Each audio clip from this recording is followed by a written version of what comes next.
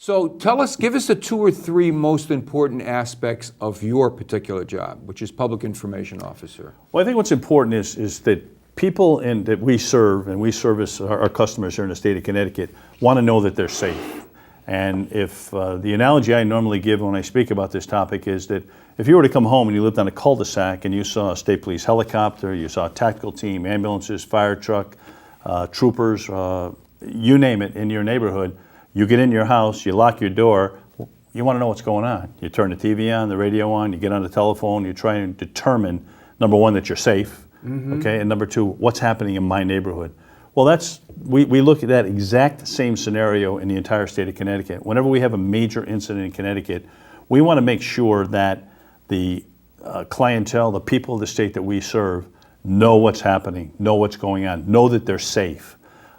Give them as much information as we can without compromising a case, as much information as we can without causing a person we may be seeking to flee. So we want to be timely and accurate in the information that we get out and we give out to the people of Connecticut. And timely is the most important because we know people want to know. Right, right. So what are the biggest, I mean, you've been doing this now for, what do we say, some 13 years specifically in this position. Right. What are the 2 or 3 biggest challenges that you face? Well, I think the biggest one is being accurate because I can get a call 3 o'clock in the morning and be half asleep and say, we need you at the scene, come on out, and get an initial report as to what is going on and what's happening, get to the scene and get a secondary report, and it's changed a little bit. It's like passing down the line of people. But we want to be very accurate in getting information out. Sometimes it takes a few more minutes than the press wants to wait, and we understand that. But we want to help them do their job, and that's our objective. So it's really to be very accurate in giving out the information, and that truly is the most important. And as I alluded to before, being timely, because understanding that, for example, the print media has to put their paper to bed at a certain time. The electronic media is going to hit the airwaves soon. Social media, it's new and innovative, but it's here. They think they know more about it than you do before you even get all the facts. You're absolutely correct, and so everybody is competitive. Everyone, and I understand the competitiveness of the business. I've learned a lot over the last 13 years, and we try to be fair to everybody. We try to get it out as quickly as we can to everybody fairly. We don't favor one medium over the other. We try to keep an even playing field so that accurate, timely information gets out to the public. In some of these major crime scenes where I've seen you, Paul, and we'll get into some of them a little bit later in the interview, but in some of these major crime scenes, I think the audience would be interested to know, and I certainly would be, is I see you standing there and I look at the people behind you, and then I find out that there's some local police there. I find out there's the FBI there. I find out there's the ATF there. The State Attorney General's office is there. I mean, there's all these people that are there. And I often ask myself the question, I see Paul and I see the rest of these characters. Who is in charge? Well, that's a great question. And years gone by, and it was a different scenario, and it was turf wars and all kinds of things like that. But in 21st century policing, we need everybody. We really need everybody at the table. I'm not saying that every single major crime that our major crime squad responds to that ATF or FBI is going to show up, but there are many, many instances in the communities across Connecticut where state and local police will work hand in hand and side by side, work together, helping each other. Normally what we'll do is we'll make a determination with the state's attorney's office as to how an investigation is going to proceed. Sometimes our major crime folks will go in and document a scene. They'll document and collect evidence at a scene and turn that over to the local department.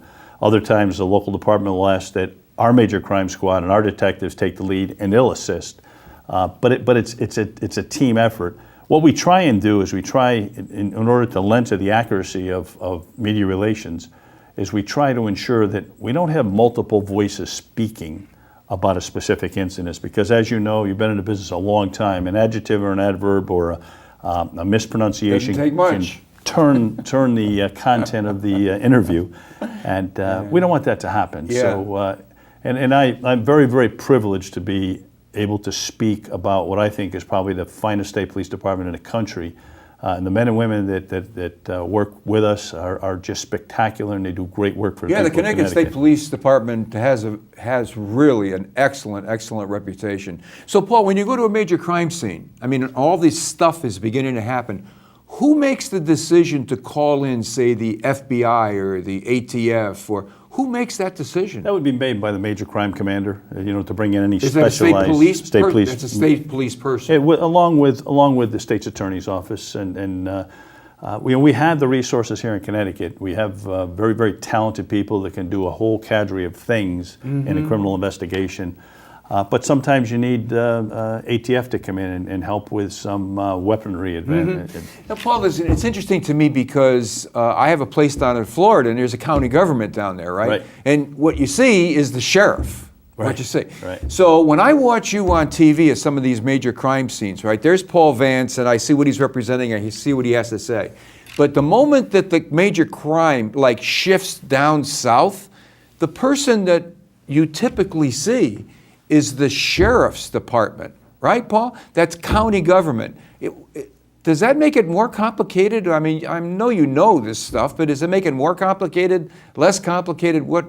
I just had a discussion about that with a friend of mine from Florida law enforcement, and we're trying to equate the two. And the easiest way for me to finally understand it myself was that in Connecticut, we don't have a county form of government. That's right. But what we have in the state police department is we have the highway patrol, if you will, and the sheriff's department in one agency, one large agency. And I couldn't comprehend in the state of Florida as to why there were so many layers of law enforcement. Right. And my friend said to me, think about it. If you're driving to Florida and you hit the state of Florida, the line, and you're going to Key West, he said, you got a long, long trip in that state Right. to go. It's a huge, huge state. So they have that layer of law enforcement in the southern states. We have in Connecticut all the bells and whistles that we need in law enforcement to get a job done. We have a tremendous forensic laboratory with some very talented people. We have all the specialized units within the state police department.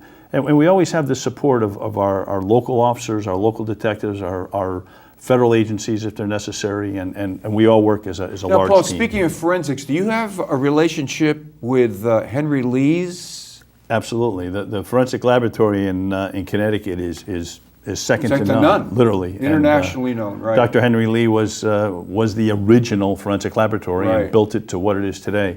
Dr. Lee, as you know, is retired, and we have great people over there that work very, very hard, and many times we don't give them enough credit. And the credit goes to all the investigators and detectives who also do great work, but there are many times in criminal investigation where forensic science and 21st century policing is so important. We've all heard of DNA, and DNA is huge in Connecticut, and we have one of the finest DNA labs that you could ever imagine. So I'm glad you gave me the opportunity, because I really like to give a kudos to the scientific personnel over at the forensic laboratory here in Connecticut. It's quite a They're career. great. It's quite a career field to get into. It is. It's like cybersecurity. Whole new career fields have opened up. And people you can talk, especially the younger kids.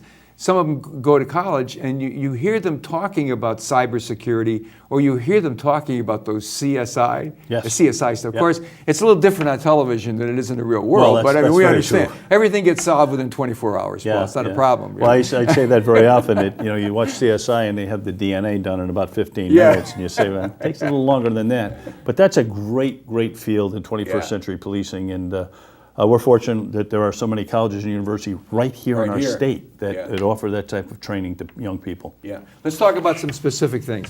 On what side do you and/or the state police come down on with all of this major gun legislation that has been passed?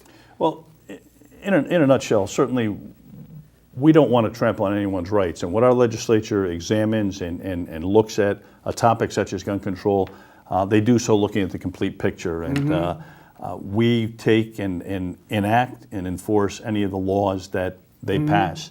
Our goal in law enforcement is certainly to ensure that the people who should not have weapons don't have them. And that's our goal and objective every single day of the week.